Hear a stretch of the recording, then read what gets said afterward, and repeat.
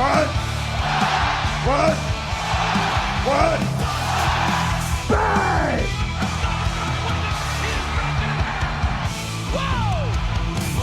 Wrestling podcast. Just when they think they got the answers, I change the question. Rep, screw, rep. Yeah.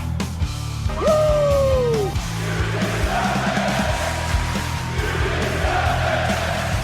Who are you to doubt El Dandy? Because this guy's a serious professional. Did he do it?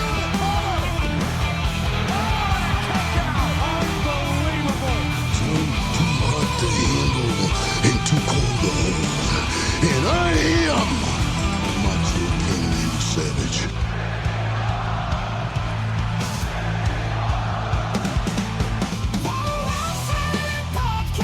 Shut your mouth, you thong-wearing fatty. I said WWE stands for... It's me, Austin. I will never retire. Promotional consideration paid for by the following.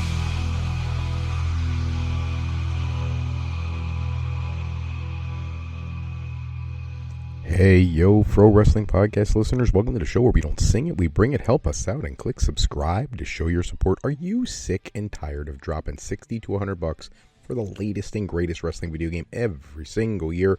Stop immediately. Go to Wrestler Unstoppable, available exclusively through Facebook.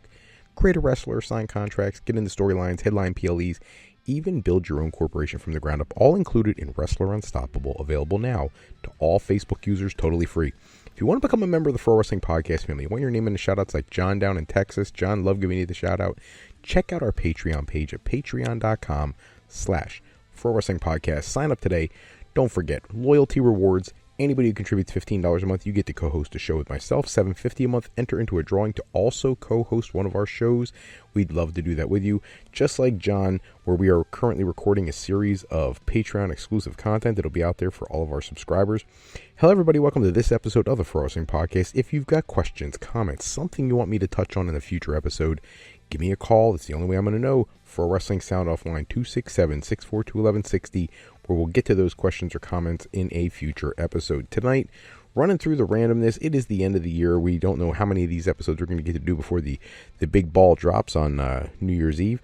So let's get into what's going on. AEW Collision tonight. Mercedes Moné is the big story coming out of the show, losing the Rev Pro Championship to Alex Windsor.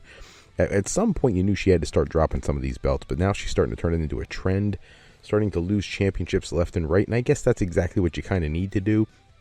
I would hope that over time, her acquiring all these championships and doing everything she's done with this run has helped those promotions gain the viewership, the notoriety, whatever it is that they were looking to do. I hope that was very successful for them.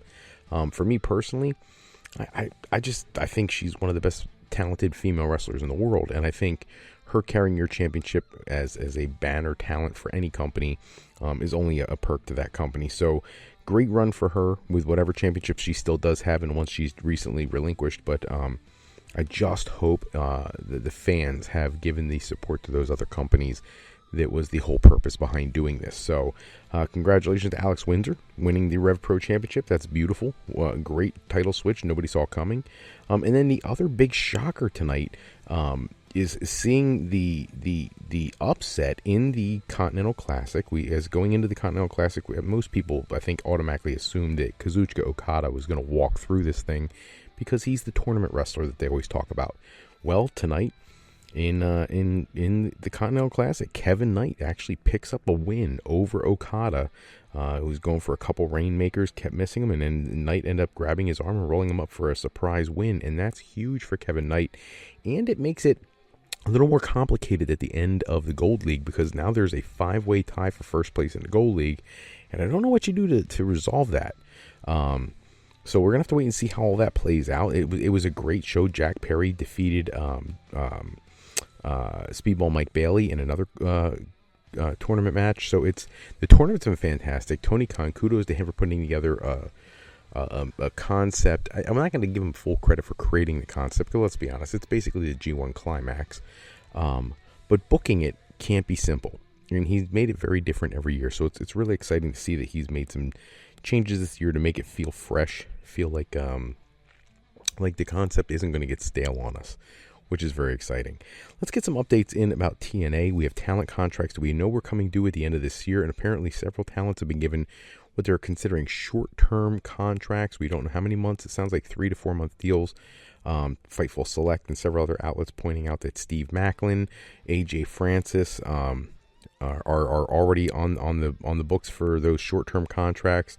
Jake something, Zachary Wentz also possibly having those short-term contracts, which, I mean, I get it. You get them under contract for the short-term, hopefully negotiate something more long-term, especially with the new TV deal coming. You had to have some people under contract heading into it. They've got other people who are working without a contract currently. That's never a good thing. I don't recommend any company do that, but at least TNA starting to address things, at least in the short term. I just wish when you're going to be getting a significant influx of money from a new partner that you use that reinvested in your product and make it so we can have some of these people more long-term. I think that's really kind of a miss for TNA Wrestling.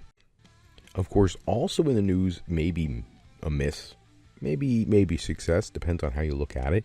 WWE, their current mentality, according to Wrestling Incorporated, Wrestling Inc., apparently their current mentality about hiring new wrestlers, signing new contracts and things of that nature is that there's such a backup of so much talent in the NXT brand that there is no reason, nor do they have a desire to sign anybody.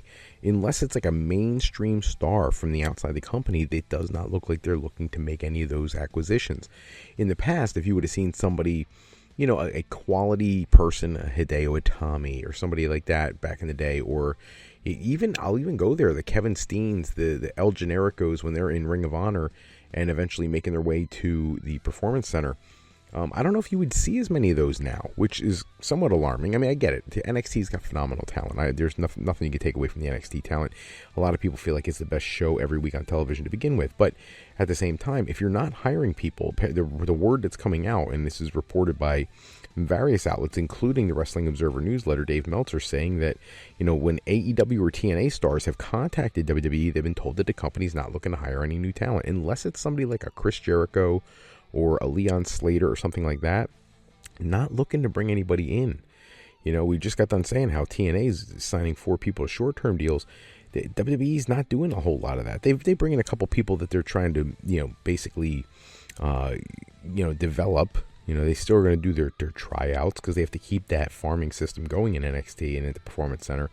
But they have so much talent down there that there's really just not a reason to go, you know, searching the indies or whatever, looking for the next free agent signing. And they're not really recruiting a ton from New Japan Pro Wrestling or All Japan or Pro Wrestling Noah. They purchased AAA, so in theory, I mean, I guess maybe you could look at it as if they use AAA guys on the main roster. Maybe that's kind of like doing that, but it's not. They're not really going after CMLL talent. There was some reports about a month or two ago that they might look at doing some of that, but nothing's materialized since. So right now, almost like a hiring freeze in WWE, which is very interesting. Other WWE note, reportedly they are producing a John Cena retirement documentary. That the theory is that it would be on Peacock whenever it comes out, looking for like a mid-2026 release.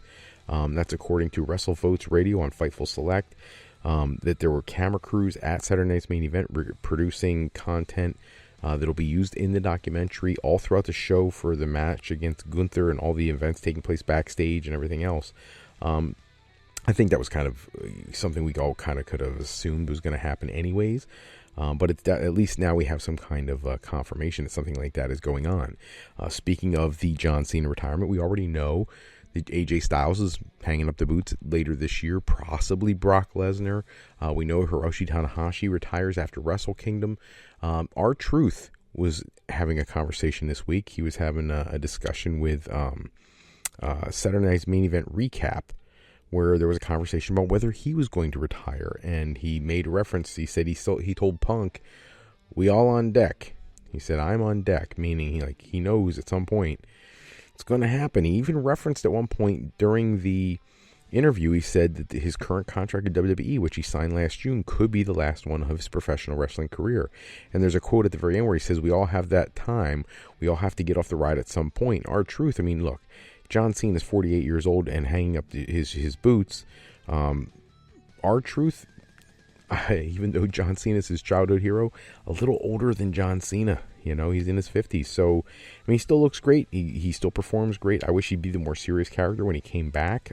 But, you know, he loves what he's doing and he feels great. He hasn't had a lot of injuries. So, more power to him. If he's enjoying his career, go out on your own terms. But he definitely is acknowledging that he's getting closer to the end than the beginning, obviously.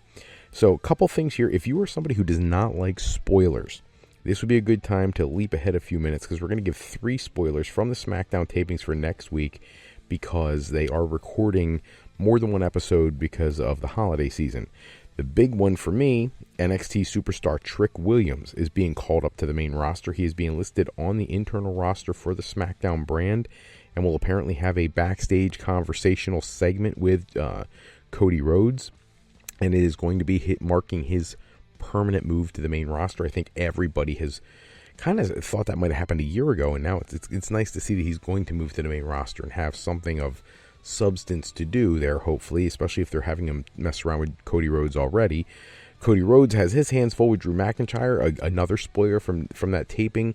This week's episode saw the discussion between Aldis and McIntyre about, you know, McIntyre gets to choose the stipulation for his championship match against Cody, and the stipulation he's going to choose is he's going to take the 3 stages of hell match that we haven't seen in over 12 years, where, you know, there's going to be 3 different stipulation matches over the course of one night, and they have to wrestle 3 different matches. The last time we saw one of these, John Cena defended the WWE Championship against Ryback.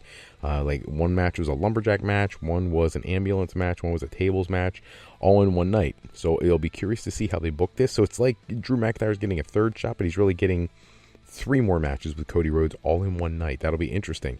And related to what we were just talking about with Trick Williams and Cody Rhodes and all that kind of stuff, the other huge news coming out of the tapings is a championship will change hands. Again, if you don't like spoilers, this is not the moment of the show to listen to, but next week there are photos, and apparently, according to spoilers that were posted on X, various fans put up that Carmelo Hayes is going to defeat Ilya Dragunov for the United States Championship. Dragunov's going to put the belt on him and celebrate with him.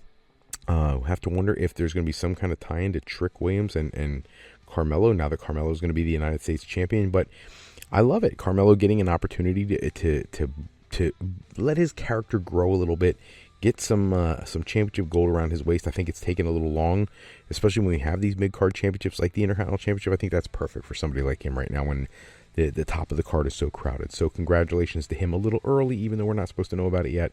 But that's awesome. Good for him and something I'm thrilled to see. That's all the time we have for this episode. Check back with us next episode. We'll run down the latest wrestling news and rumors, and hopefully we'll get out our end-of-year awards conversation. For anybody who likes to support independent wrestling, I got to throw the plug out there.